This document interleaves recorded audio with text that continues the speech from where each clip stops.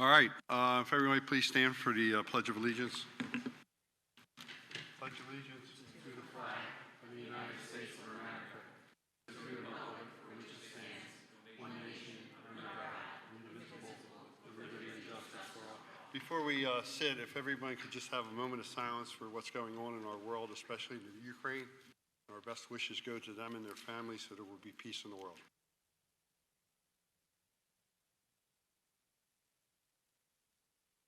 Thank you.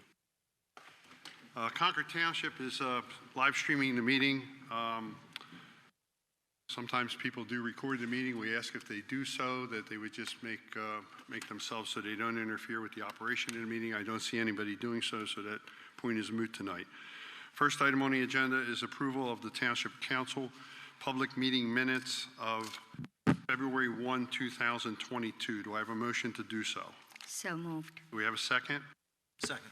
All in favor, please signify by saying aye. Aye. Next is the total expenditures. Dana, you'll handle that for us, please? Sure. So February payroll was $175,055.74. Current bills totaling $309,153.17. Sewer bills totaling $211,035.84, which is a total of $695,244.75. And that's in the form as a motion. Okay, do we have a second? I'll second that motion. All in favor, please signify by saying aye. Aye. Public safety, Vanita, you have a presentation this evening, and you're going to go into the public safety report for us, please. Yes. Thank you, Mr. President. Good evening, everybody. I would like to share the monthly fire and EMS report first, followed by the second item that relates to an update on the Township Safety Initiative. To summarize the Township Fire Marshal's report for the month of February, we had a total of 21 incidents this month versus 38 same time last year. Certainly, this is a significant decrease. The incidents breakdown was as follows. We had 2 fire incidents, 1 gas leak incident, 5 EMS rescues, 3 good intent calls, and 10 false smoke alarms, which included contractors working in dwellings, cooking-related, dirty detectors, and 1 due to a drained or exhausted battery. I want to point out that almost half of the calls this month were false alarm calls, smoke alarm calls. These false smoke alarm calls consume precious resources that we need somewhere else. False smoke alarms are easily preventable, and so I'm going to spell out a quick tip for you to consider, for all the residents to consider, which are easily preventable, and a little bit of due diligence will help with everybody's effort here. The tips I do want to present are, one of them, and the most important, is prevent dust buildup on smoke alarms, timely replacement of smoke alarm batteries.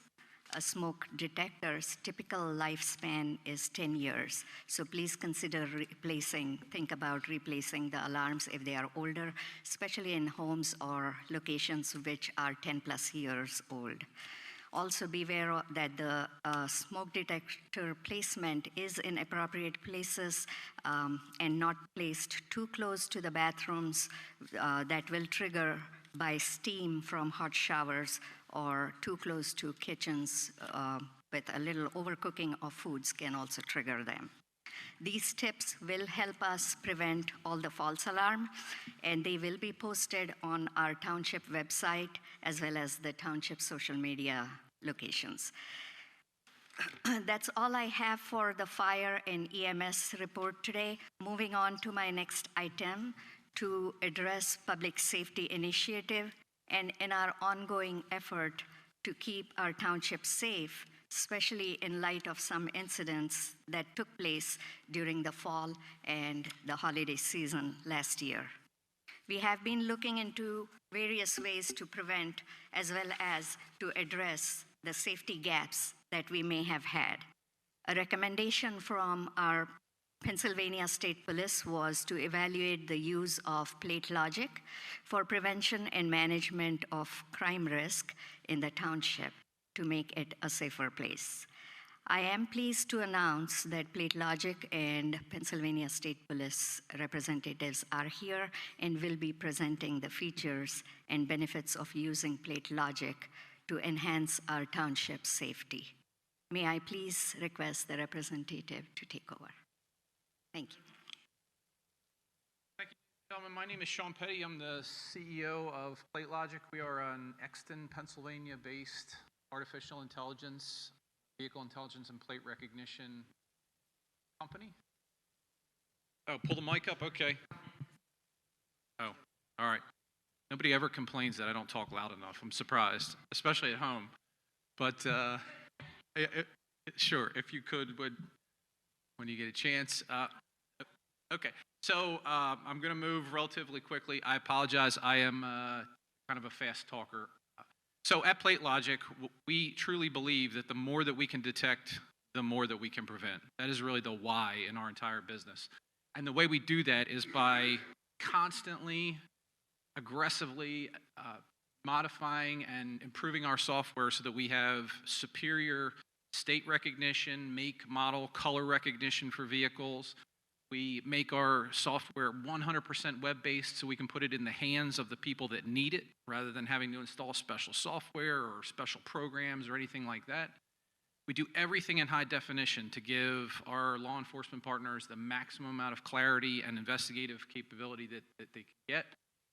We do it at a fraction of the cost of what most other vendors would propose to you. And we do that because day in and day out, I can tell you stories until we ran out of battery power here about the successes that we have every single day. That's really why we do this.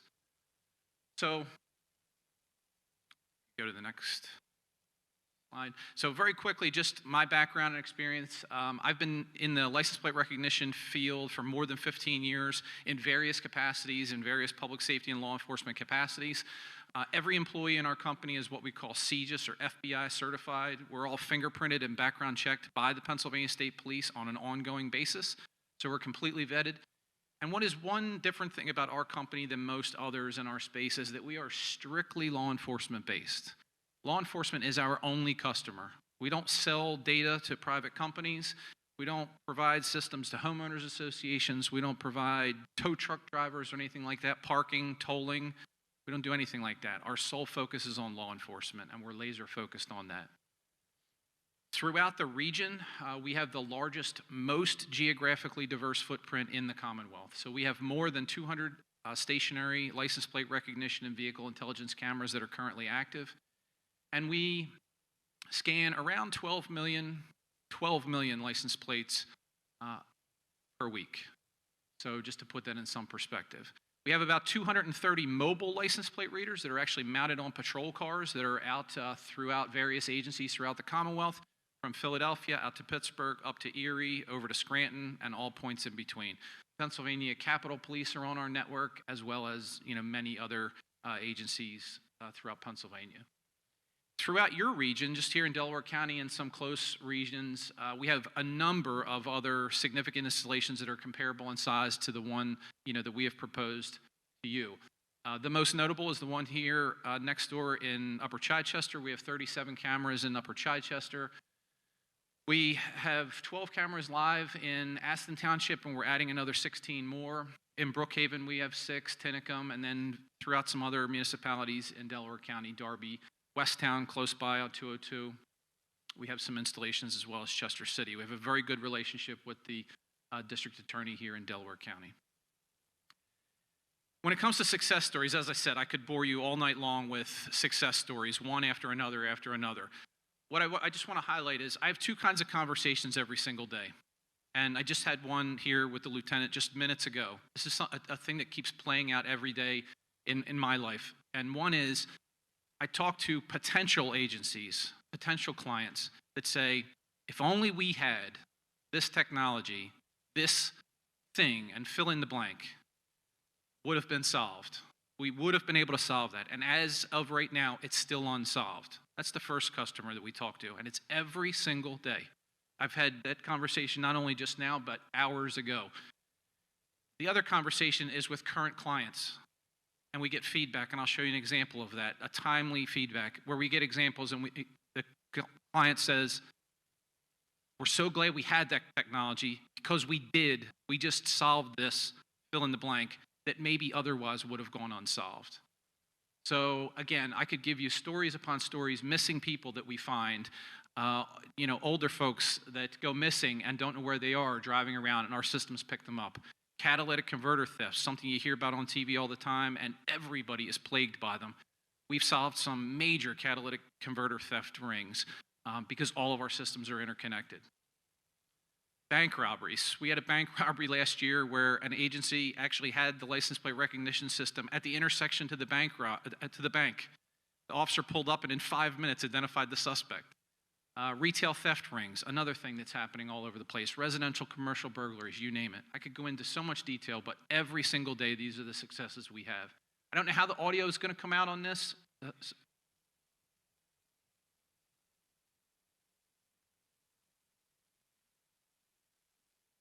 Hit a man on the 3100 block of Chichester Avenue at about 8:30 Thursday, then fled the scene. Investigators were able to find Garcia by tracing his vehicle tag. He's now facing a slew of serious charges. The victim here has not yet been identified. We turn now to One to the next slide. The man has been charged with killing a pedestrian in Upper Chichester Township last night. Police arrested Joseph Garcia. Okay, the next one. Sorry. Okay. Now It just keeps. there you go. So, as I mentioned to you, this is an email that I got the day after that incident that you just saw happened. So this is a direct quote from the detective that investigated this case in Upper Chichester. And he told me, he specifically sent me this and said, we had the suspect in custody in under 2 hours. In under 2 hours, they had them in custody. It took a couple of minutes to locate the striking vehicle. It was that easy. So that's really the power, and these are the kind of things that happen every single day. If I could. Okay, yep, thank you. So real quickly, I'm coming to the end here. This is what we call the real-time view. Again, this is all web-based. This is what allows the troopers, the officers in neighboring jurisdictions to pull this up in their car and watch and get the alerts in real time. So as the vehicles are traveling through the intersections, the cameras are detecting them and noticing something wrong with the car, a wanted person, a Megan's Law offender, a stolen vehicle, and it alerts them right in the car. Within 7 seconds of when that car travels through the intersection, they get an alert in their car. They know where it was, what kind of car, make, model, color, and they can act on it. We also are completely 100% mobile ready. So we actually give the capability to our users to turn their iPhones into a license plate recognition scanner. So if they want to go through a parking lot and scan the cars that are in a parking lot looking for any suspects, they can do that as well. And the most powerful thing that our users use every single day is this capability to search by make, model, and color. Because if you think about it, one of the things that really ties the hands of law enforcement is that every victim doesn't get a perfect plate and a perfect description of every vehicle. Most often, they don't get a license plate, which is why we're not primarily a license plate recognition company. We're a vehicle intelligence company. We can tell that a white Tesla Model 3 went through this intersection at a certain time without ever even having a license plate. And with certain other details, we can find a vehicle when we don't even know what make, model, and color the car is. And again, I could tell you many success stories about how that's used as well. So finally, we are the only license plate recognition vendor in Pennsylvania that's approved by PennDOT to install essentially Commonwealth-wide on any traffic signal mast arm.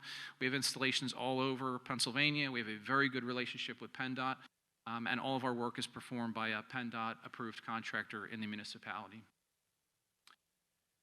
One of the things that I'm sure is on top of mind, it's certainly something that is very near and dear to us that we concentrate on all the time, are privacy and civil liberties concerns. Because sometimes people hear 12 million plates a week and they think this is a way for some company to track us and sell our data. That is absolutely not the case. We are 100% laser focused on that never happening. We don't collect any information that's personally identifiable. So as an example, if I wanted to know where Amanda was, for example, I have no way of knowing that. I have no information in our system that tells me what kind of car she drives or anything. That all has to be developed by law enforcement.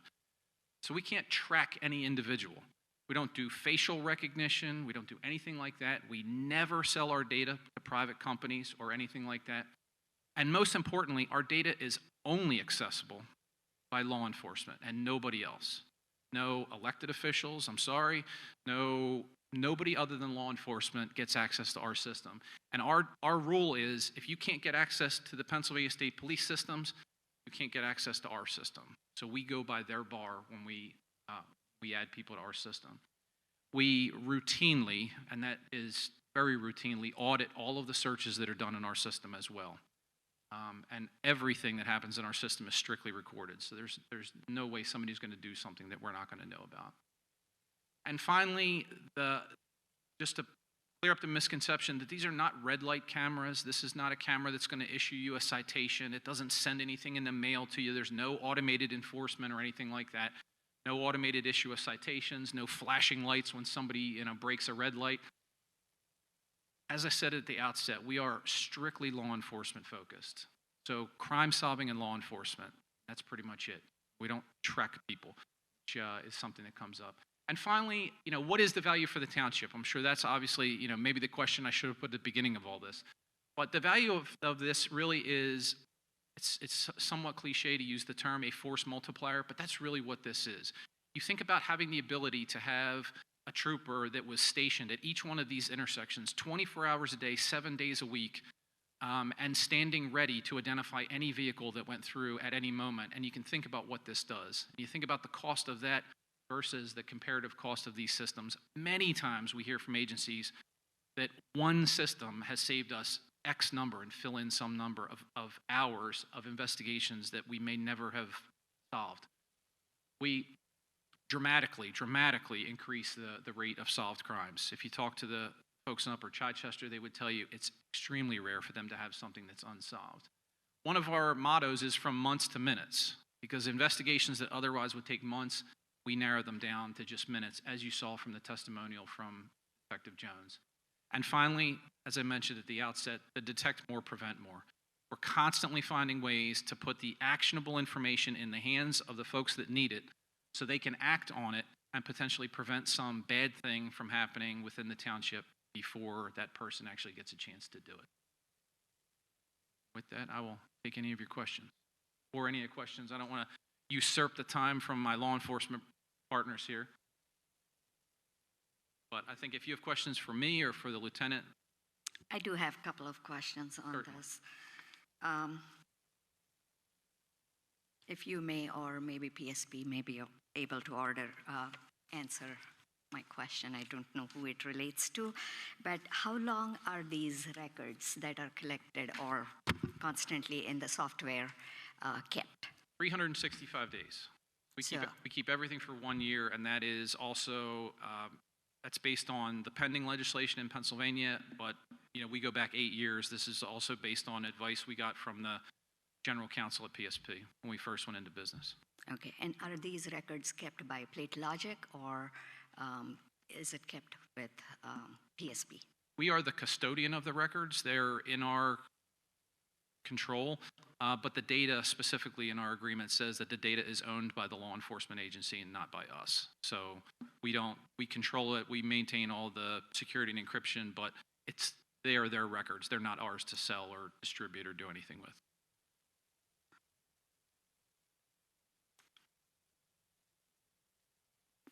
Do we need to get any approvals from PennDOT or work with PennDOT, or everything is done by Plate So Logic? we handle everything for you. We have a very standardized procedure with PennDOT. It's a standard signal permit form, and we have a municipal letter, and because we do it so much, we have a very standard procedure. So it's really just a standard, what we call a municipal request letter that the township manager would sign, and we fill out a permit plan, basically a construction plan that she also signs, and we submit them. It's no different than any change you would make to a traffic signal.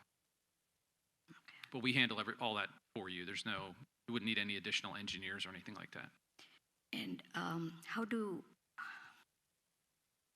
does insuring these devices work in terms of, say, for example, if it's placed on a traffic pole or any other pole, and that pole is knocked off maybe because of in a storm or in an accident, what happens then? So one of the stipulations with PennDOT is that the equipment, and you would see this in the municipal request letter, is that the equipment is owned by the municipality. So it's not, PennDOT wouldn't approve a private company to put private equipment on a public, if you will, traffic signal mast arm. So our stipulation, our agreement with PennDOT is that the equipment is owned by the township. If there's a hardware failure with it, everything is completely covered by us. If it was a knockdown or an accident, something like that, then it would be no different than if you had a controller cabinet hit by a car. We would bill the township, you would bill the insurance company. Right. But it's signal head. It's basically traffic equipment. Think of it like a signal head on a mast arm. You would handle it the same way. Knock on wood, I shouldn't say this, it's probably happening right now. It's been very rare. I mean, with 200 installations, I think we've only ever lost one, and it wasn't really due to an accident. It was sort of due to an accident, but not a pole knockdown or anything. So for the most part, we've been lucky. So, I believe it said that each camera needs a 120 volt plug, correct? In the Our processor requires 120 volt in the signal cabinet, but that's usually there. so when the power goes out, does the camera go out also? Or do you have battery backups, or is it? It just depends on something- it depends on the signal cabinet. Many signal cabinets these days have significant battery backup in them, and our equipment is very low power and it plugs into the UPS, so it would still be powered by that. Larry, you got anything else? No. And you were talking about the privacy issues, but so the state police and you would be the only ones having the data, correct? If someone, I don't know if this could happen, but in today's world, especially in being in government, we are besieged with right-to-know request. If someone, for some reason, were to file some sort of right-to-know request regarding information you gathered, would we just then pass that on to you guys? We don't have to handle that in-house? Correct. Okay. And there's We spend a lot of time now on right-to-know request. Okay, yeah. So when it comes to right-to-know requests, there's specific precedent relative to the confidentiality of license plate recognition data, and we're very well versed on that. Okay, I just wanted to make sure there wasn't going to be a burden Not on at all. our staff that is already becoming overburdened with right-to-know request. No, not at all. Okay. All right, any other questions? Yes. Go ahead, John. So I guess this is my. So you're saying this data is confidential and the only users of the state police. What are the rights of the state police to this data? If it is so confidential, I mean, does this qualify as sort of warrantless searching, or what is? I'm struggling to sort of place this type of data and data collection in from a process perspective. So half of this, I'm going to defer to the lieutenant here, but I'm going to correct one thing and address one thing. This data is available to any law enforcement agency that has access to our system, not just the state police. So if Westtown was investigating something, they would get the data, they would see the data from all of our cameras. We're an open sharing platform for all law enforcement. So it's not just the state police that would have access to it. The only other thing I would say is, you don't realize it, but there's data, especially in the intelligent transportation sector, being collected from you and your cars all the time that is essentially the same kind of data as what we're talking about here. Your Bluetooth emitter is, the signboards that say it's 6 minutes to get to I-95 going down 322. All that data is being derived from signals that is coming from your phone, from your EasyPass transponder, from things like that, which I would argue is probably more identifiable to you than your license plate, because we don't know who the person is in the car, but your phone is your phone. But that said, the thing I would stress is there is nothing personally identifiable about it. And I think until you see it and you wrap your head around it and you use it, it's hard to explain that. But as I said, I can't look up anything about you in our system. But I guess I'm struggling with how it's not personally identifiable if the whole purpose seems to be to identify people. So if your level of detail indicates, the license plate number, et cetera, that's tied to a registration, it's tied to an individual. That is the purpose, is to track and find people. So, but that has to be identified, that your license plate number has to be identified in some way other than just going into our system. So that is to say, I can't go into our system and look up your license plate number and then see where you've been and at what times you've been there. I can't do that.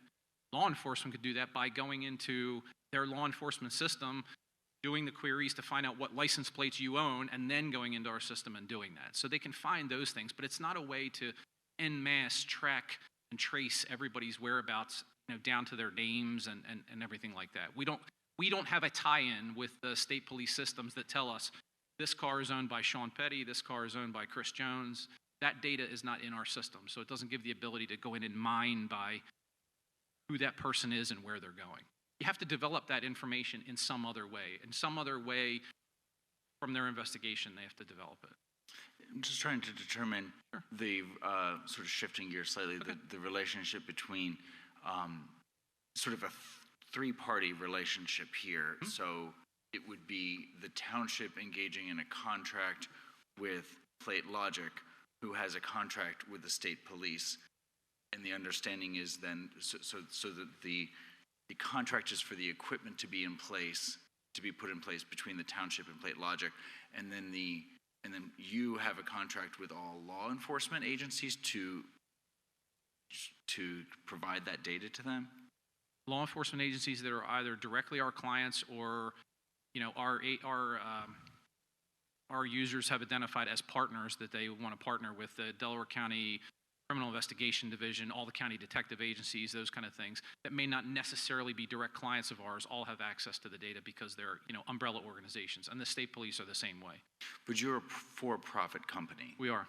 And so the townships are paying you money to install and maintain and the hardware and infrastructure, and then law enforcement agencies are paying you money to access that. That's correct. Okay. And does the contract, are we by signing up to provide this hardware, are we also assenting to this data being provided to whoever your clients are, regardless of, because we don't have any control over who your clients are? Correct. So we have what we call an agency agreement that is signed by every new agency that comes onto our network. And one of the provisions of that agency agreement, and it has to be signed, in most cases it has to be signed by two people, the law enforcement official that governs that area and the township manager, whoever can sign for something. And in that agency agreement, it specifically spells out that data will be shared with other law enforcement agencies. So to answer your question, yes, the agencies that are our clients agree to allow us the control to share the data with other law enforcement agencies. Yeah, I mean, my concern is it's very big brother, it's very surveillance state, and it seems very open-ended that we as the township officials who are elected to represent our public are using taxpayer funds to survey and watch our residents and pass that information along to any number of folks to use however they want. And I personally have a lot of concerns about that, particularly as we continue to enter, as we move forward. It seems like this is all about big data and tech and how that's used, and we continue to collect more data that seems like I just have tremendous concerns about privacy, and being that we are in a position here where we're concerned with public safety and balancing public safety, but part of public safety is also the privacy of our residents as well, quiet enjoyment. And so I have concerns about that. In terms of the cost to install, I see cost estimates here are for each of these particular 6 intersections that are cited, which adds up to about $50,000 per year. That seems like that's the ongoing cost, or the annual cost. What is the cost to install? There is no specific cost to install. The only cost that there is to the township is in that annual fee. Is the annual fee? Everything else is, all the training, maintenance, everything is covered under that, permits, engineering. Okay, so I see that those costs are for a 5-year term, and then those costs decrease after the 5th year. That's the hard, is that correct? Correct. And so how long do those lower costs exist? Costs generally don't tend to go down, but up over time. So what are those, what is the ultimate term limit on that post 5th year cost? You're asking me how long we're going to be in business. That's a great question. So what is the contract term requirement to sign up? 5 years. Okay. Correct. So it's a 5-year contract term to put these in. That's the cost, and then it would be renewed if we choose to renew it. It would be renewed at the lower rate. That's correct. Once those rates, those post 5-year rates may increase later, but those would be locked in.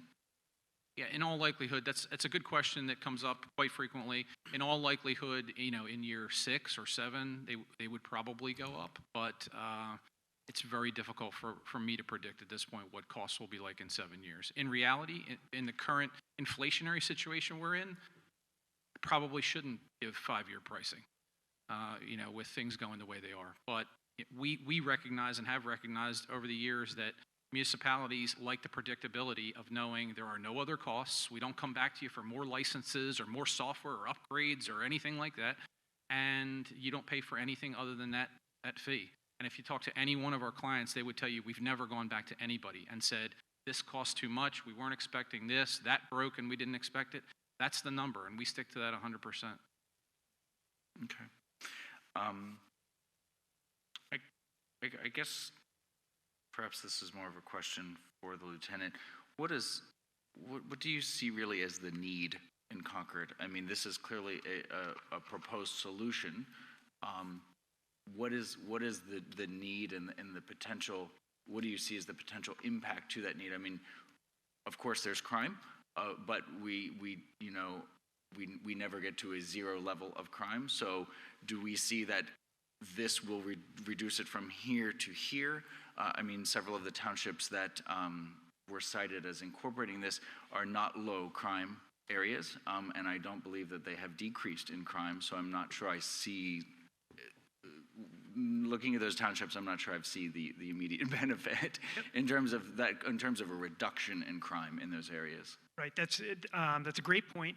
And to address that, one of the things that we see with this technology and with these capabilities is we may not be able to prevent the crimes from happening, but this gives us an incredible tool to help close cases and solve crimes. So, for instance, we had in Concord Township, I believe it was 2 years ago, there was a fatal hit and run on Route 202 just south of Naaman's Creek Road.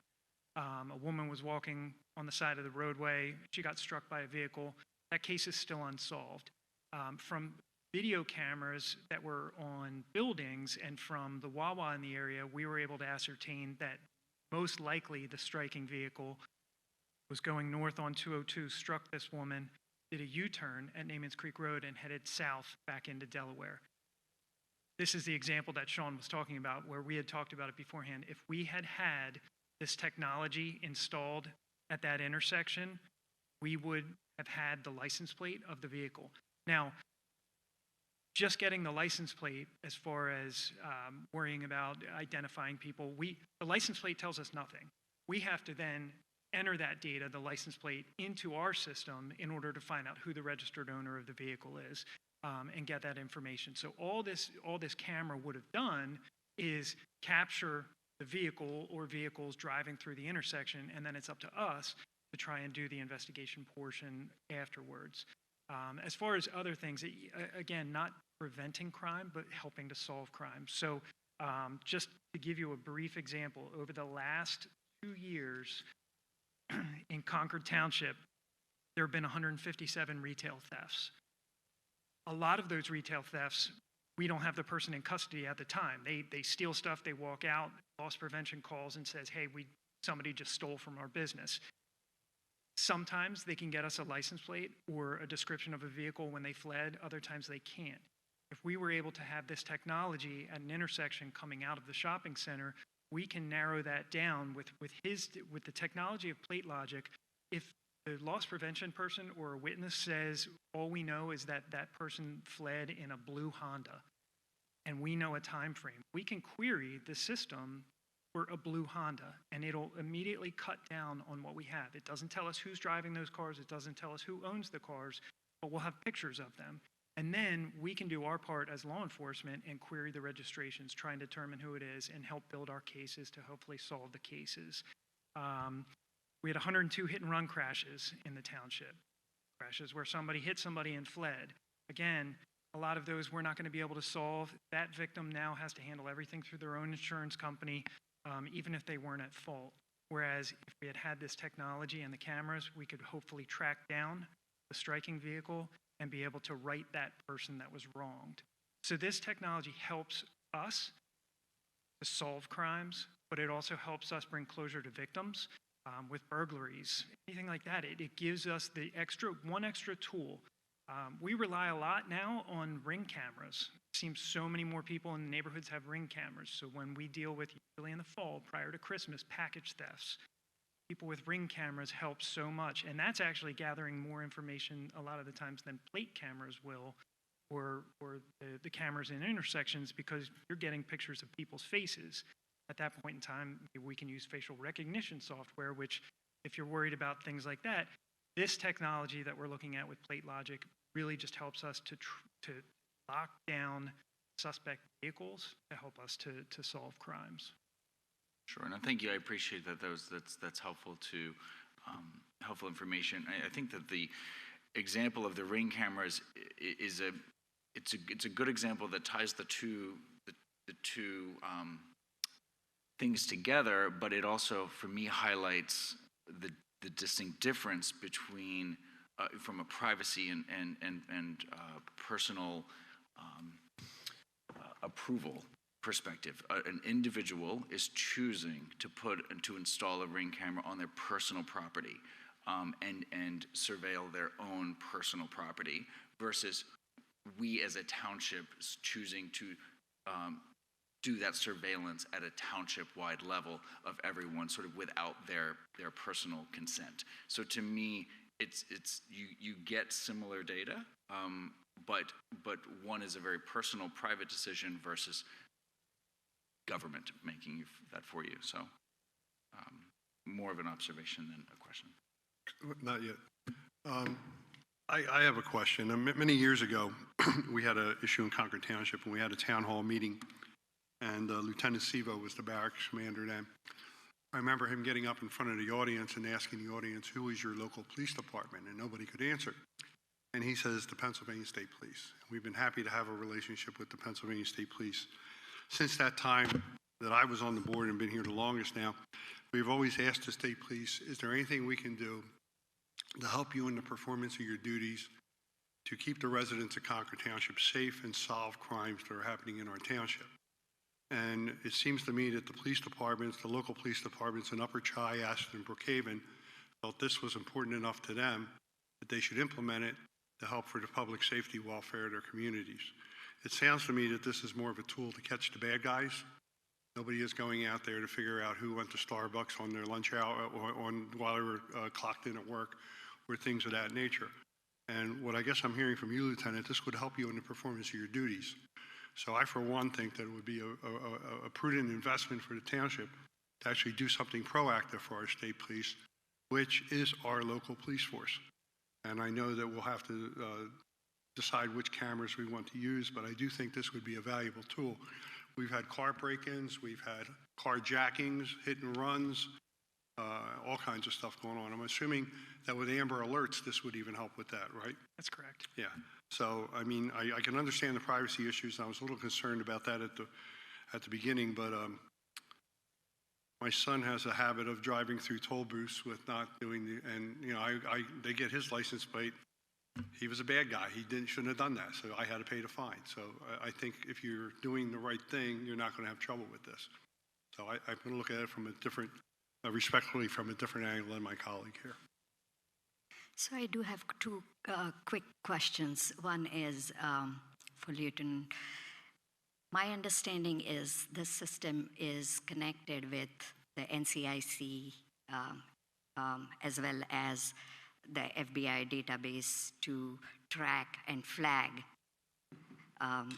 license plates, which would then assist with, say, if it's an Amber Alert or kidnapped person, that would, how does that then, does it notify the state police or does it flag plate logic and then they inform you, or who has the records? So that's another great benefit that we see in this system is that once a vehicle goes through and is registered by one of the cameras, there's a 7-second time delay. So what we can have is our dispatchers can have this program running on their desktop computer, and if a vehicle comes through that's in PennDOT system, as say a vehicle associated with an Amber Alert, it takes 7 seconds from when it goes through. Our dispatchers get an alert, there's an alert tone, and it says exactly why that tone went off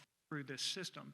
They could then put that out to the troopers and say, vehicle associated with an Amber Alert just went through this intersection 7 seconds ago, and then that'll help our troopers to converge on the area and locate that person.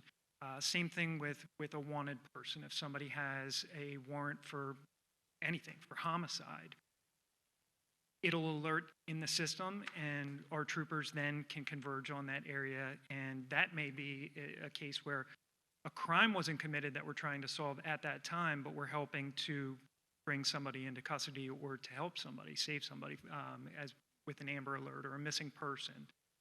So that short time delay is better than not having it all. I can't even imagine how many cars go through Concord Township every single day where there may be something associated with it, but a trooper, just if I'm driving down the street, I'll never know. I could be stopped behind that person at the intersection and I would never know that they were a missing person unless I happen to query that tag in my car, but we don't always. So this could act as a deterrent. Absolutely, yes. Also, okay. And one last question. Now, I do see here you mentioned 5-year terms. Do we have any flexibility there, or? As they say, everything's negotiable, right? But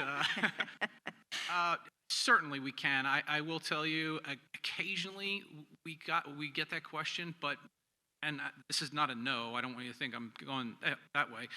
We started out offering what we called all up front, 3-year and 5-year, and for the first year of our business, and every municipality we went to said, we like the predictability of 5.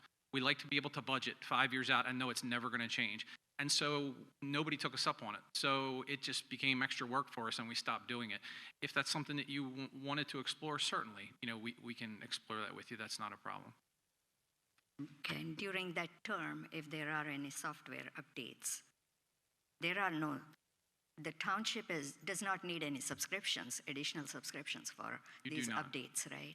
You do not. That's one of the hallmarks of our business is we don't come back to you for upgrades or maintenance fees or anything like that. If it goes bad, we know, we fix it, we install it, we do the engineering, we file the permits, we do all the training, we give access to the law enforcement.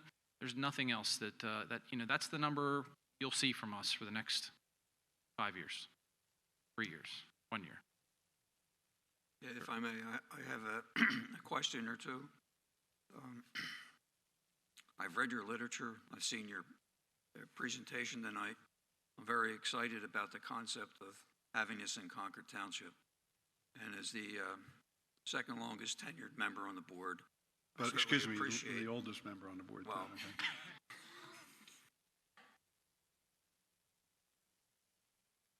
I certainly appreciate the efforts of the Pennsylvania State Police. We've said it many, many times. But again, those of us sitting up at this table are not experts in law enforcement. We depend on the state police for your advice and direction. And I know we were talking about maybe 3 or 4 different locations. Some of the slides indicated some municipalities have many, many more cameras. So I'm not sure if more is better. And I would certainly like to hear from the state police, maybe not tonight, but, you know, are 2 or 3 intersections enough? Do we need more? You know, what is your professional opinion as far as what we really need? So, trying to be reasonable, obviously, the more the better. But when we were going through trying to determine within Concord Township, what if we were to have a limited amount, which intersections would give us the most bang for our buck, or what would give us the most benefit to be able to, I guess, cover the township in areas where we would see the greatest benefit. So I've worked at the media station almost my entire career. I've been with the state police for over 17 years and spent a lot of time in patrol and in our detective unit and as a supervisor in both patrol and our detective unit. So when we put this together, we looked at the crimes that are both patrol related, where it's traffic crashes, hit and runs, but then also more criminal investigation related with carjackings, burglaries, robberies. And the trend that we kind of wanted to try and cover would be capturing traffic as it was leaving the state. So on 202 heading south into Delaware. A lot of the crime that we have, it's a Delaware tag. We want to be able to capture that as it's heading south into Delaware. The other, we looked at the intersections that get the most traffic, where we'd be able to get the most captures of vehicles to help us with our investigations. And Route 202 and Route 1 is such a huge intersection, and it's such a big point, a crossing point, that would benefit us the most. And then we looked at where the shopping centers are, where we get the retail thefts, and where we have a high volume of traffic with crashes.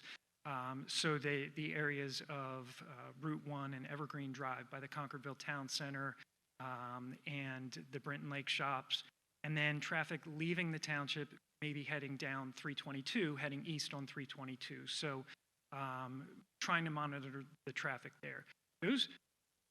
That would kind of give us the best look of north, south, east, and west within Concord Township. And then if we were to try and add more cameras, sure, there's more intersections that would be great, where we wouldn't have coverage all the time. But when we were looking at different locations, we tried to cover as much as we could going in and out of the township. We have budgeted money for public safety, correct? Yes. Okay.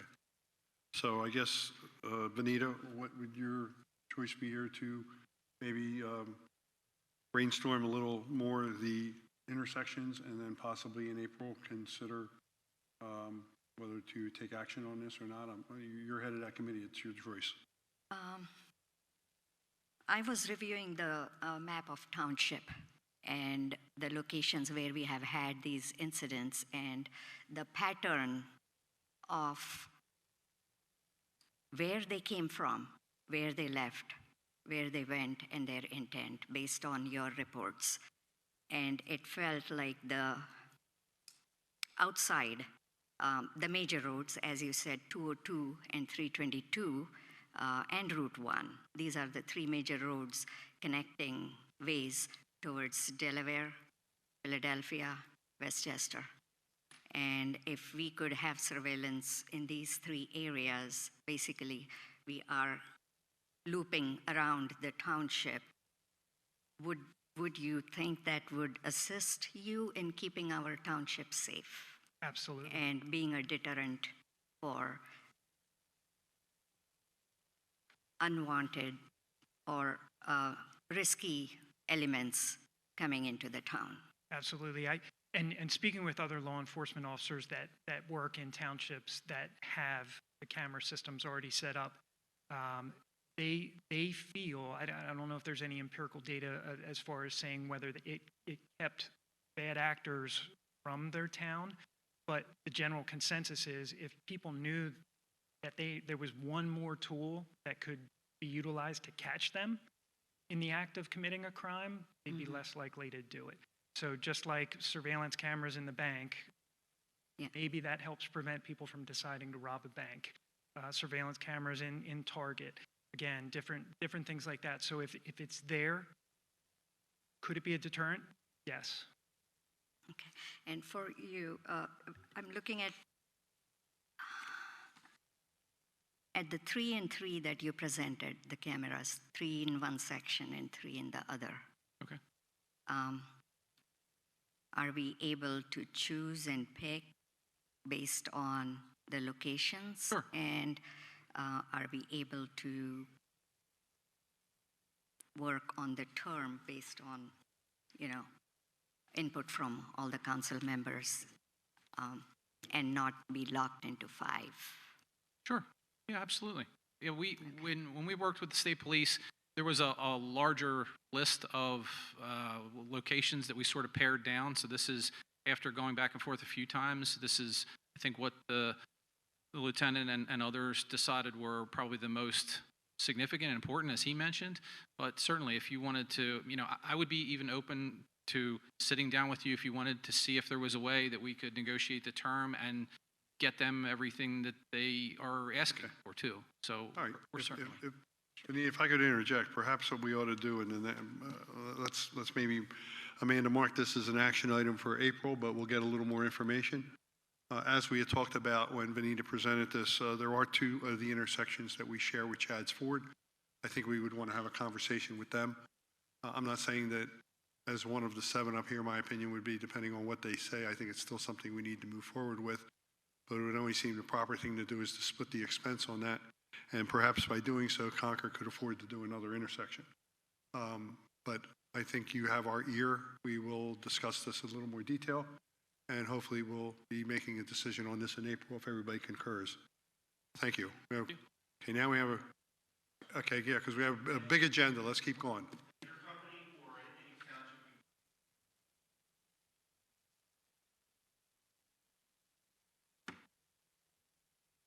Okay, thank you.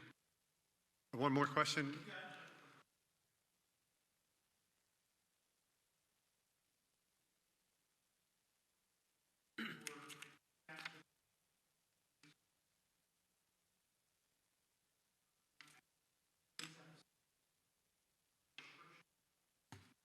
So any of the data that's gleaned through, so if we run somebody's registration, you have to have certifications to allow you to run that information, to access that information. If I were to run your license plate and then provide that information to somebody that was not in law enforcement, I'm violating the terms of that contract, so I would be held liable for it. So any information that we would gather from using license plate information, we can only share the specific information with other law enforcement agencies that have that same level of clearance. So we can't provide that information to anyone outside of law enforcement without those credentials.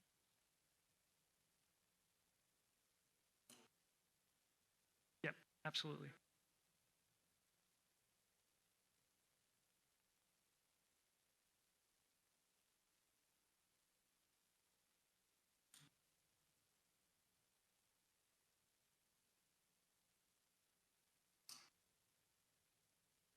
Right, and that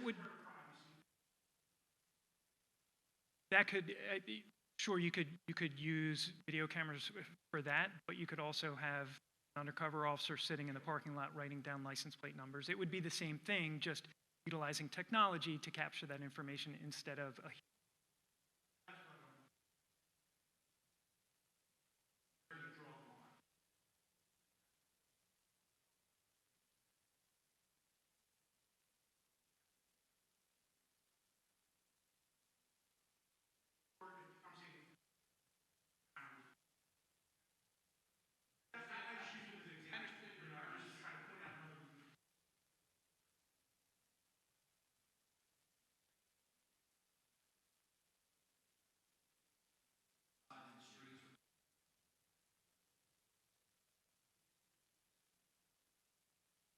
Any other questions real quick? We have, Mr. Tucker, did you have something?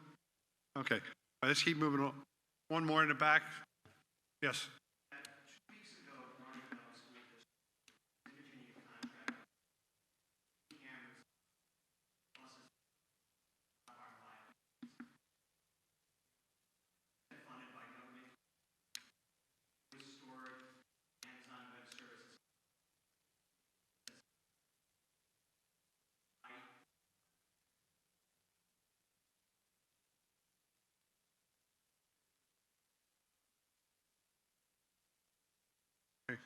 Go ahead.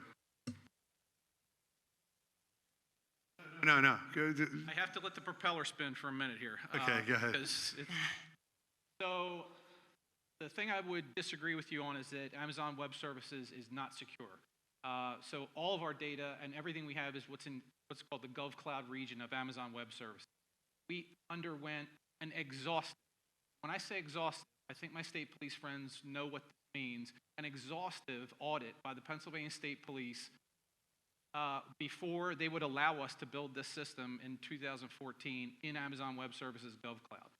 Where I would argue is the premise that, and I don't mean to be argumentative, but the premise that a local municipality has the IT resources and software and training and capability that is greater to protect a server in that back room than Amazon Web Services has to protect one in their GovCloud region, which houses Department of Defense, CIA, many other three-letter agencies. That's where you have to kind of put it in perspective. So that's why we entrust all of our data, and it is absolutely encrypted, both in transit and at rest, at levels that are higher than probably what you're banking. Security, as you can imagine, is something that we take extremely seriously. If we were to lose the trust of our law enforcement partners when it comes to security, we would lose our business. So, yeah, it's definitely something near and dear to our heart. And with respect to the time crunch that we're under, I would love to talk to you offline about it because it just excites me. But I don't think anybody else in this room other than me probably wants to hear those details. I think on that point you're accurate.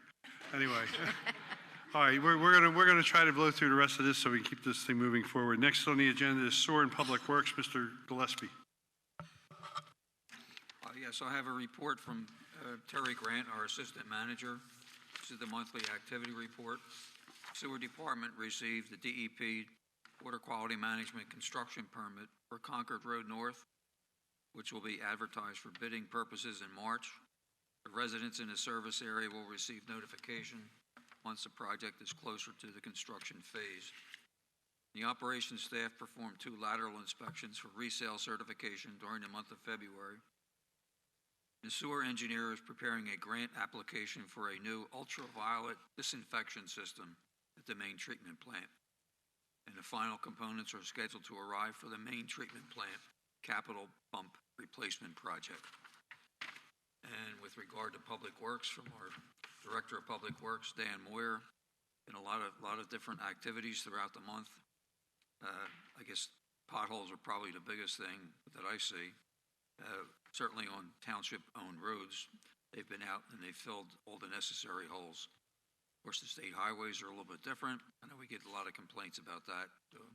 Possibly we can get some word out to PennDOT to help us on potholes on state roads. Been a lot of fences that have been repaired and tree work, snow removal, and items of that nature. I need to bring it up at this point, so that would be the end of the report. Okay. Open Space, Trails, Recreation, Mr. Crossan? Nothing to report this month. Okay. Building and Codes, Colleen usually does this, but she is not here. For February 2020, we had 58 total permits, and we had 19 certificate of occupancies. Probably the biggest update on development status is the Astoria complex down there on Route 202, right close to the state line. It has a temporary certificate of occupancy due to one ADA issue. Next on the agenda is Planning Commission. Larry. Yes, Planning Commission activities for February 2022, date February 24th, 2022. The Planning Commission agenda meeting was held on February 14th, 2022, and the public meeting was canceled for February 22nd, 2022. New projects, the Route 202 Project LLC was accepted for review, and project managers Ben Little and co-project manager Sarita Trivedi were assigned. Tommy's Express Car Wash was accepted for review.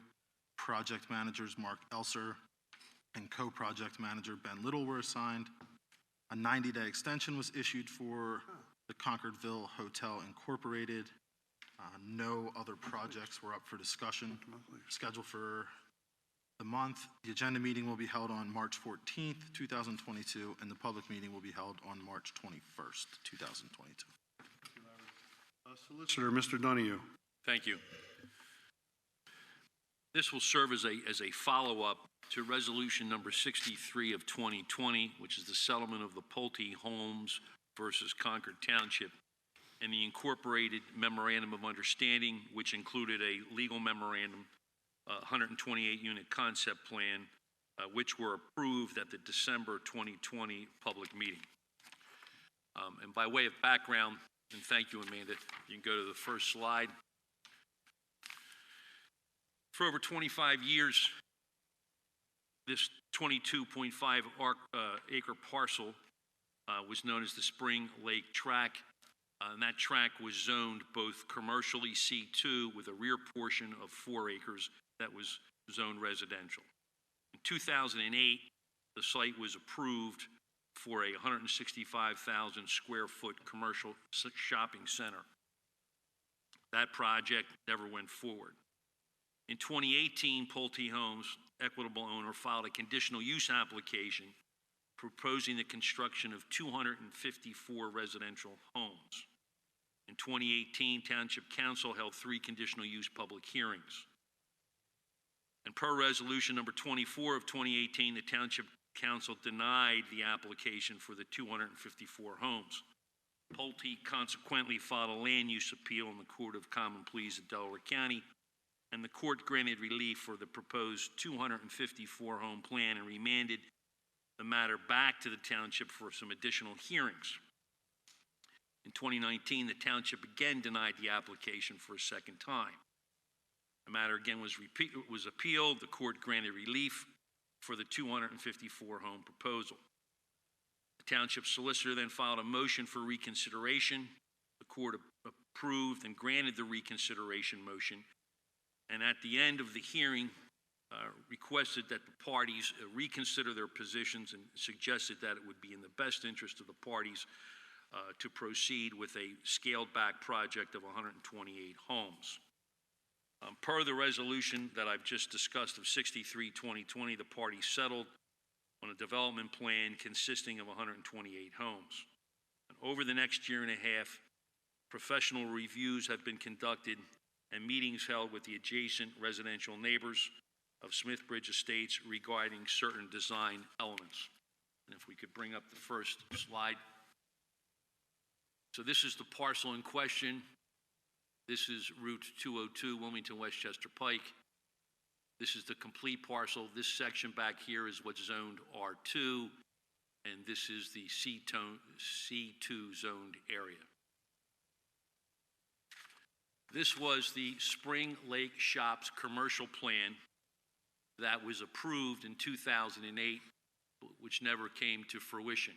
That plan consisted of pad units along 202 and then larger boxes immediately adjacent to the residential area with a large parking field. This was the 4-acre parcel that was to be kept as open space. Next slide, please. This was the original Pulte home, 254-unit home plan. 254 were located in this area here, and then their contention to build 3 additional residential homes in the R2 section.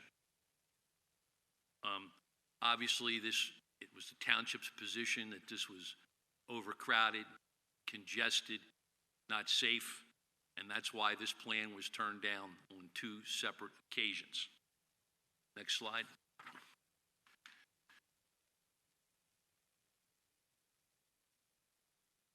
Okay, here we go, 202 Wilmington Westchester Pike, and this is the plan we're talking about now. This is the 128-unit plan. This is the residential section, which is now be kept as open space, and I'm going to come back to this plan a little later. Next slide, please. Over the course of the last year and a half, there's been discussion with the folks at Smithbridge Estates, the township engineer, and the Pulte engineers with respect to berming along the rear section of this particular project. This was the original Pulte proposal, and this is all done to scale.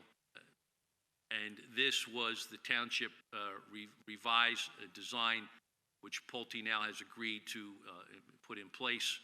And this gives you an idea what the berm has been built up. More plantings have been added. And then this is another look from another resident's backyard. Next one, please. And this is the third home that's located in that particular area. If we could now go back to this 128 unit plan, I just described for you the additional berming that was going to be taking place in this area. Also, it's noted on the plans that this will remain as open space. There'll be a passive walking gravel trail in this area. There'll be a small court in this area and a little tot lot. This will also, this area here will remain in trees, and there will be a fence placed not only around the perimeter of this particular open space area, but there will also be a 6-foot fence that's placed along this entire area and around the stormwater basin.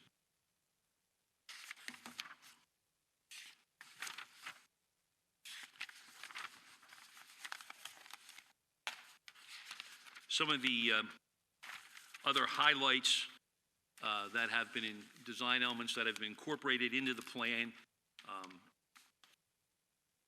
The R2 open space will remain passive. There'll be no lighting poles placed in that area.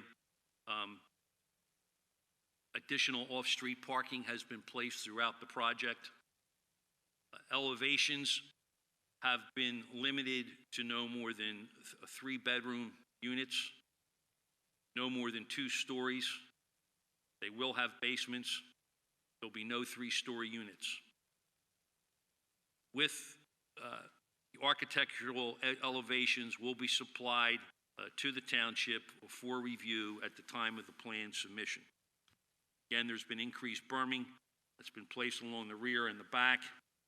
There's been installation of a traffic light for both northbound and southbound traffic on 202. There'll be sidewalks installed along the front of the property over to the shopping center and over to the Lantern apartment complex along 202. There is no public water in this particular area for the Smith Bridge Estates and for some of the folks here along Pleasant Hill Road. Pulte has agreed, and we're still formulating this plan, but if necessary, to put an easement, a water line through so we can get connectivity for the folks here, and that would help with public water and also the installation of fire hydrants because they don't have any in this area. There has been also questions about in stormwater runoff, because there's been problems in this particular area over the past couple years.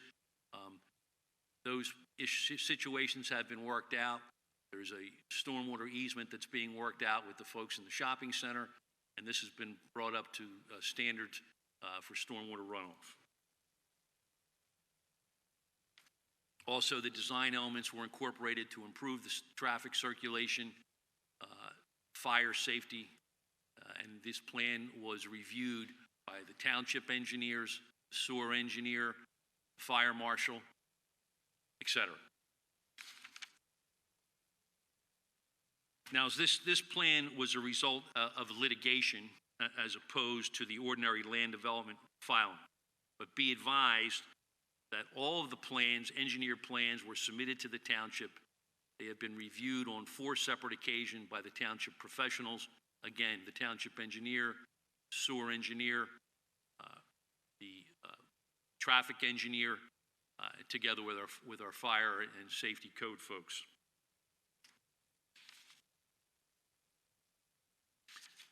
I'd like to indicate that this has been somewhat contentious, shall I say, over the past year and a half, 2 years. But thanks to the township professionals and Pulte's engineer, they have come up with a revised design, and also thank the neighbors from Smithbridge Estates who helped coordinate some of this process, and over the course of the last year, we have met on 3 separate occasions.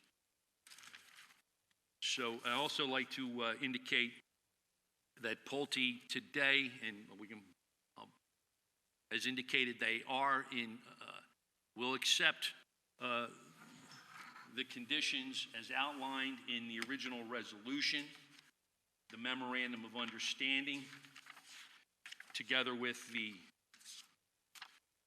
exhibits attached to the memorandum of understanding, the legal memorandum that was which was attached to that and made part and parcel of the original memorandum, together with the January 27th, 2022. This is the final review letter, which was exchanged between the township professionals and the Pulte folks, together with the revised plans as shown this evening. And I believe the Pulte representative is here to confirm the same. Good evening, Mr. Donahue, members of council, John Jarris, legal representative of the Pulte Homes. And everything Mr. Donahue said is accurate. We exchanged e-correspondence this morning where Mr. Donahue set out what he just read out loud, and I responded in writing that Pulte was in agreement to those terms and conditions. And that includes the additional page and a half of the amended, those last amendments that were finalized within the last week. I'm sorry, Mr. Crossan, I didn't. So, just staying healthy over there with that Yeah. sanitizer. That includes the updated, this is about a page and a half of terms that was circulated Friday. Yes, I believe that was the 14-item addendum to memorandum of understanding that Mr. Donahue and I went back and forth on. Okay. That's correct. I also, on behalf of Pulte Homes and Hoopman and Sons Civil Engineers, we wanted to thank the township and their consultants for the long, hard road this took to get to this point. I think there was a lot of work on both sides, and we're happy to appear this evening and look forward to moving forward with this. Okay, great. One note that Mr. Donahue didn't mention was the additional berming that was placed along and landscaping that was placed along 202 to shield the view shed both of the cars of the development as well as the development from the traffic there. I appreciate Pulte's being amenable to that. Okay, so we're go back to the judge. We're ready to roll, right? We're done. Okay, Thank you. sounds good. Thank you. Thanks for your time. I want to thank. I see a couple of the residents here tonight for having meetings in your driveways and here on Saturdays and Sundays and whatever we had to do. This was a long time coming. I think it is a better development than the shopping center, and we hopefully get that public water, at least the fire hydrant, extended to your community as part of this project. So thank you for your cooperation during this whole thing. Okay. Next on the agenda is the township engineer. I don't see him here, so we're not going to have a report, right? Good. Township manager, Amanda, state of the township. I see you used all the graphics I gave you. Oh, I know. I helped you lay this out, Definitely. The didn't I? QR code you know me, created. I'm Mr. Computer Man. There you go. I know you created it. As per the charter, I have to do a state of the township. So we're going to be quick. I know we've got a lot on the agenda and a lot of things we've done. Wait a minute, do we get to have responses to the state of the township like the guy tonight later is going to have? I don't know. But what I have prepared, this has evolved since I've been here. I've been here now 4 years. What I learned during COVID is everyone loves brevity.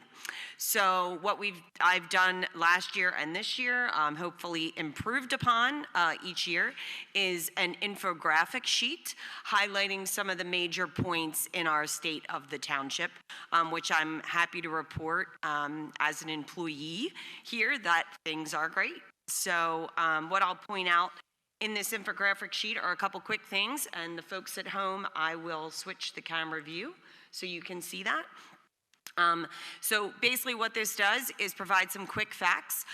When folks access the QR code tomorrow, we will have all the information updated and more information to back up what you're seeing here basically, which includes things like many of the presentations that I give throughout the year, from budget to audit to other things in between that the township has available. So for folks who like more than this brief document, there is a host of information available on our website always that they can access, and we try to provide a quick spot to get all this information.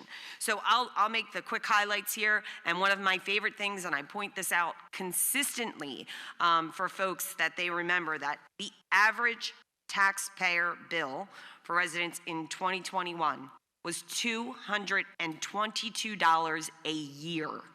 And I point that out because if you have a cable bill, you probably pay that per month. So for your township services, you pay approximately $222 a year is the average bill in Concord Township, which basically places us as the lowest municipal tax rate in the county at this point. Concord Township, I know there's a lot of miscommunication at times, especially as we talk commercial and things of that nature, but 83% of our municipality is zoned residentially. So I think that's an important fact to point out. Actually, 7% is zoned commercial, and we're talking about over 8,700 acres within our township, and that's based on zoning classification. Additionally, we have over 320 acres owned in open space that the municipality has done an amazing job, council and previous supervisors over the years here, as I believe the referendum for open space actually collecting monies is only, what, 10 years old, Dominic? So that's a huge feat for this municipality, and I definitely want to make sure kudos go to the folks in charge on that over the years. Also, I'd like to point out, especially at snow times of the year, a lot of folks question state roads, township roads, and who's doing what. Our group of basically 7 individuals maintains over 55 miles of roadway. Which is amazing in a municipality over 13 square miles. So again, I just like to point out some of those numbers. I can also point out that on the sewer side, we maintain 67 miles of sewer lines, and we have 6 employees in that department. So I like to put those numbers into play because we are small, but we are mighty. And that's the point there.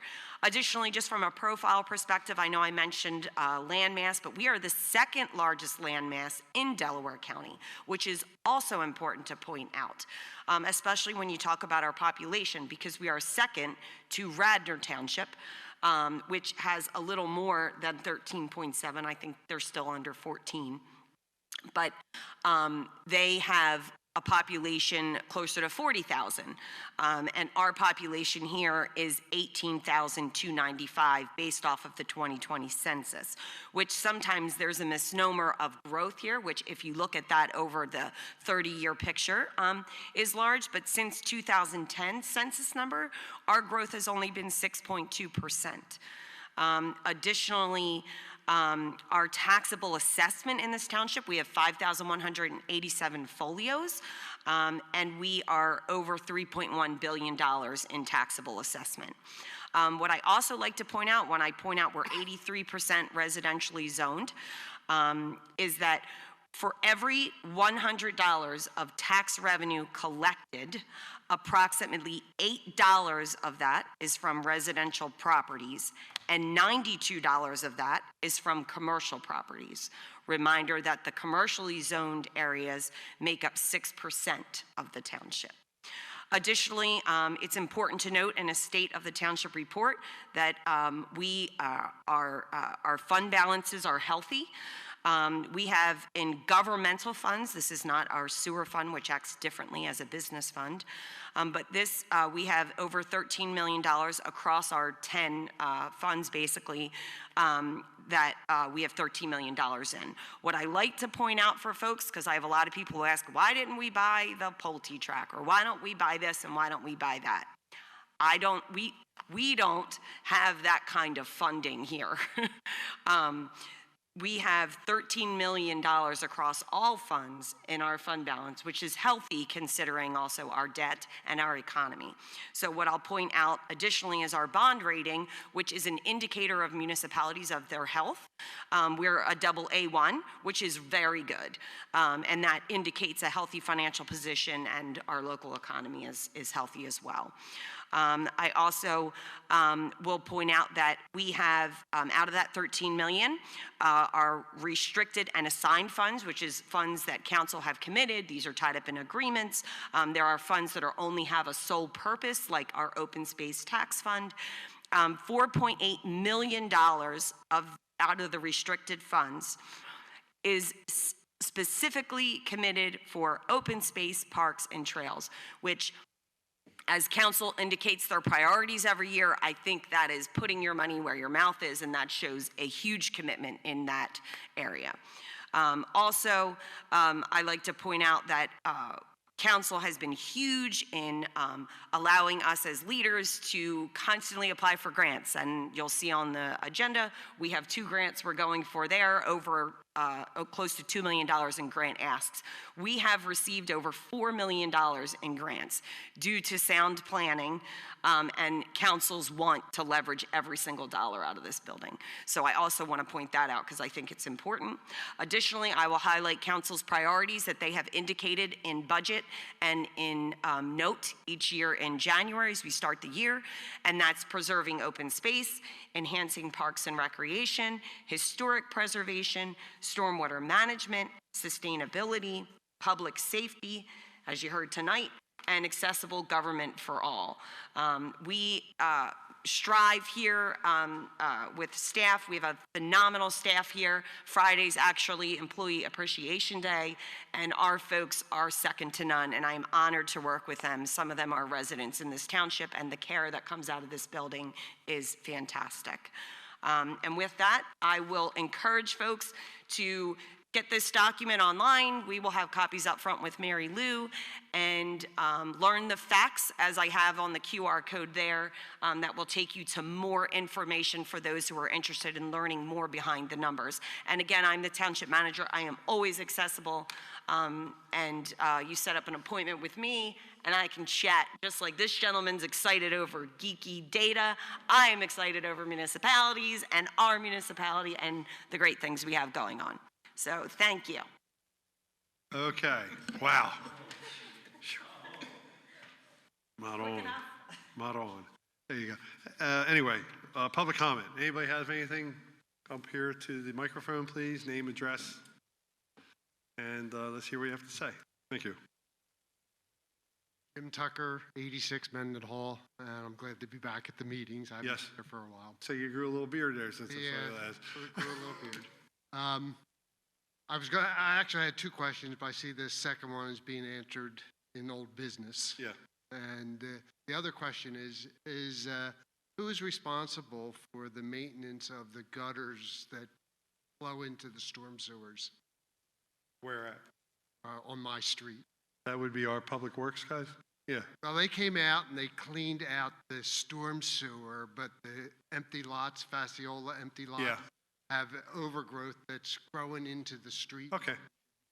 Yeah, we'll take care of that. Especially, What's your street again, Jim? Mendon Hall. Mendon Hall. especially with summer coming, when we get the bad storms, we have to be ahead of that. Yeah. Okay, sounds good. All right. Yes, sir.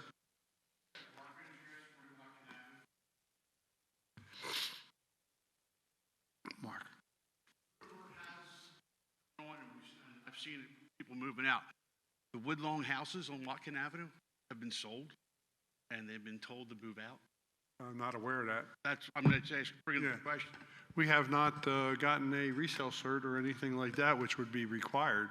That's what I was wondering, because the neighbors said that they're moving out, but they were told the houses will be sold by the end of March. Huh. Is just out of curiosity, is that relating to a tax sale, do you know, or? It's all the Woodland houses, the rentals at the bottom of the street. Are they part of that Concord Ventures? Yes. That's curious. That's what I Hey, came. no, thanks for that bit of intel. I really, we got to look that up. Okay. Yeah, because the one house I saw move out the other day, Okay, and the other house had 1-800 junk there getting stuff out. okay. Kind of, yeah, Nah, fun. I appreciate the intel. Thank you. But Thank you. the other thing, was if the township manager, I guess maintenance, can keep me up on what they're doing on the bottom of Watkin Avenue. Okay. I had a thing go in, the guy cleaned all the mud off the street, Yeah, down there at the end. Yeah, 'cause it That's came probably more of Nate. all that stuff, and At the bottom of Watkin and 202, they were cleaning out on that one side. Okay. That was probably more engineering. We'll get- Yeah, I'm not sure I don't think that was our guys. Yeah, we'll get update on that. Yeah. Okay. tell them to send me an email to keep me up to date. Sure, no Mark, problem. can you actually shoot me an email with that so I have your email and then I can respond back? It'll just make it easier. Because he said he had a big project going on, but they came down, at least cleaned the mud out. Yeah, I saw the machines there the other day. I was curious what was going on there myself. All right. Okay, sounds good. Anything else? Yes. And Hemphill, 39 Millrace Place. It's been recently reported that Penswoods Winery is spraying significant quantities of pesticides, insecticides, and fungicides on almost an industrial level on something like 25 acres.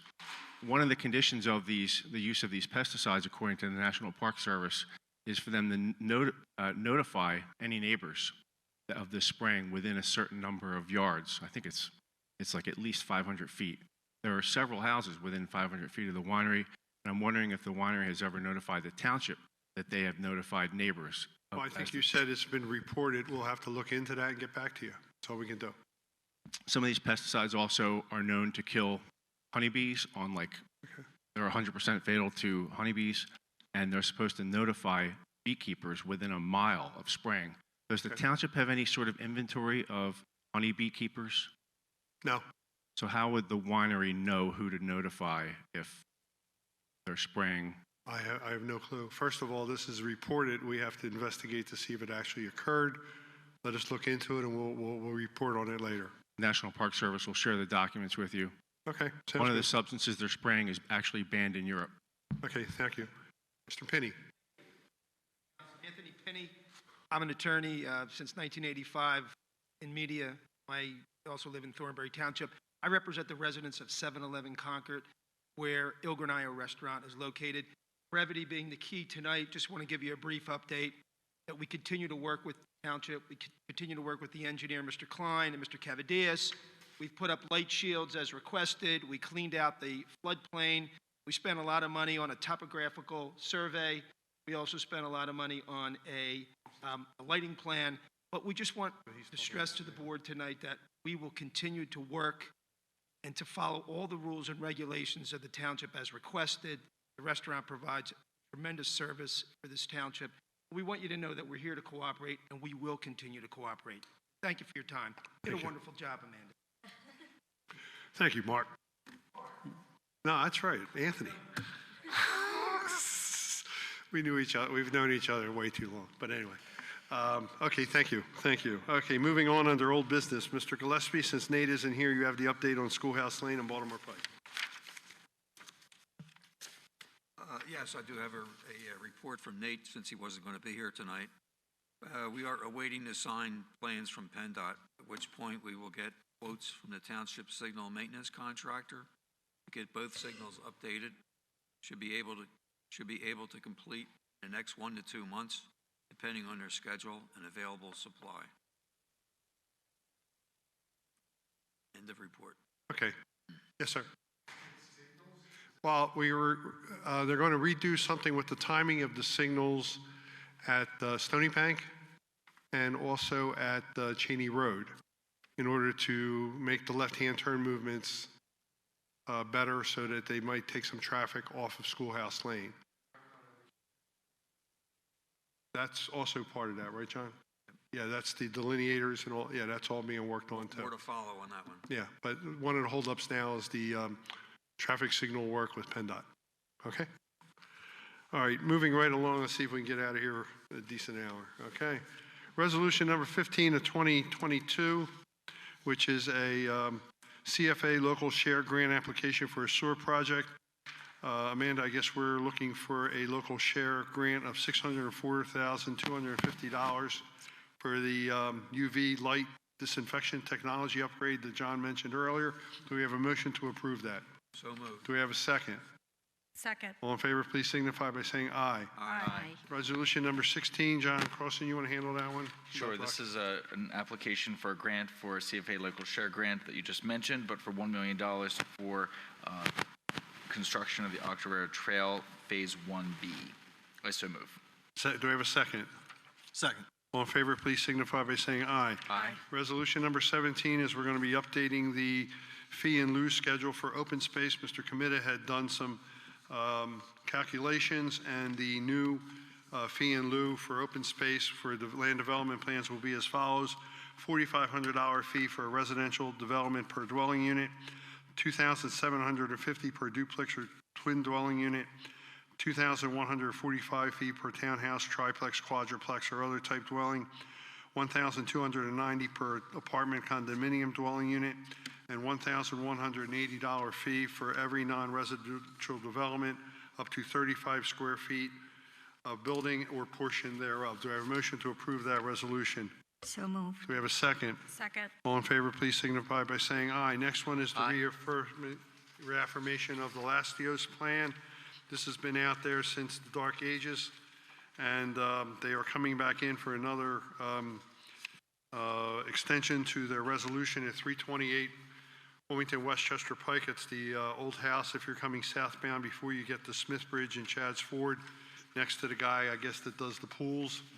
And I think they're asking to have this approved one more time. In looking at this, can we anyway add to this issue that this will be the last time we're going to extend this? I think these are self-inflicted wounds from the developer. They just refuse to or uncooperative in getting the paperwork done, but I think this is the second or third time we've extended this, and personally, my patience is running a little thin. So can that be added to this resolution, you? Pardon me?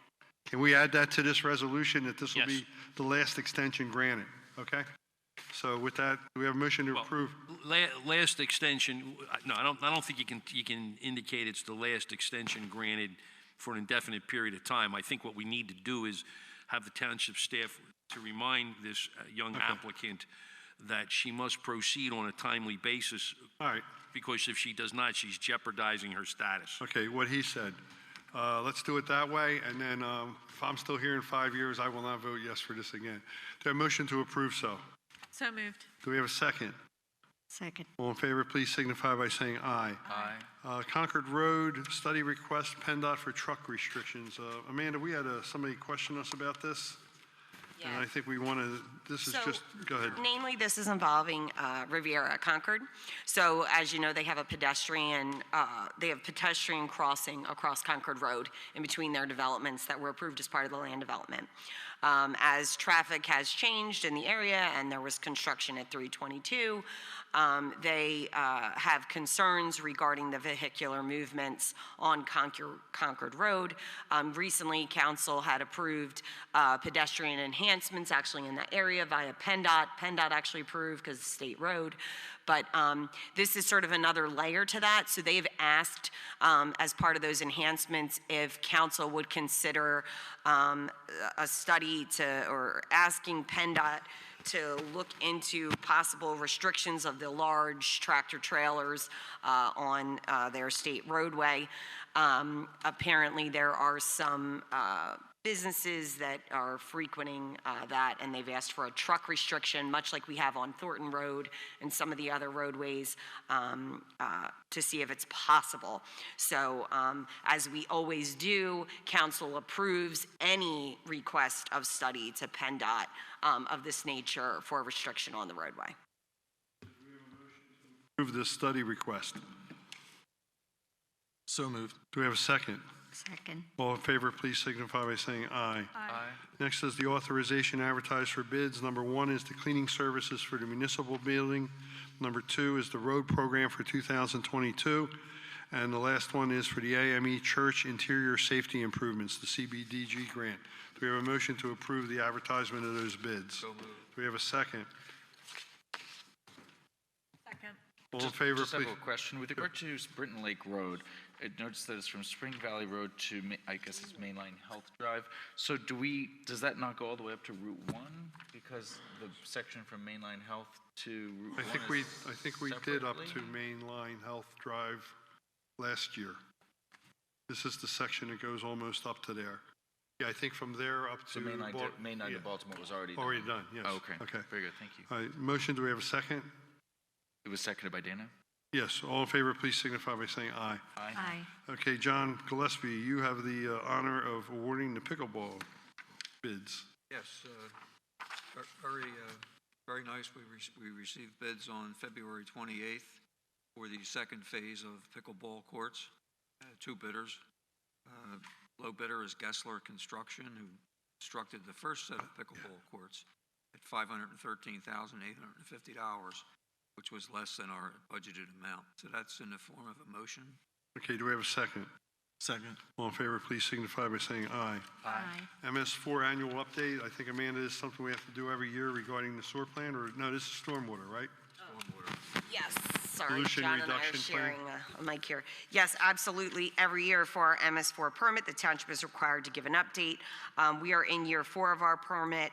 Our permit expires March 15th, 2023. For those that don't know what MS4 stands for, it's Municipal Separate Storm Sewer System.